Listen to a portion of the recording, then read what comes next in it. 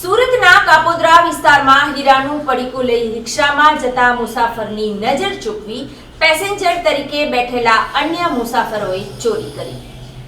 હીરા વેપારીની ફરિયાદના આધારે તપાસ કરતા કાપોદ્રા પોલીસે ગણતરીના કલાકોમાં આરોપીને ઝડપી પાડી હીરાનું પડીકું રિકવર કર્યું છે।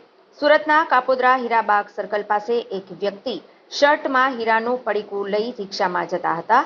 6.45 કેરેટના હીરાનું પડીકું, જેની કિંમત ₹1,50,000 જેટલી થતી હતી, તે શર્ટની અંદર ખિસ્સામાં મૂકી રિક્ષામાં બેઠા હતા। આ દરમિયાન રિક્ષામાં અગાઉથી સવાર મુસાફરના સ્વાંગમાં બેઠેલા લોકોએ તેને આગળ પાછળ ખસવાનું કહી નજર ચૂકવી હીરાના પડીકાની ચોરી કરી લીધી હતી।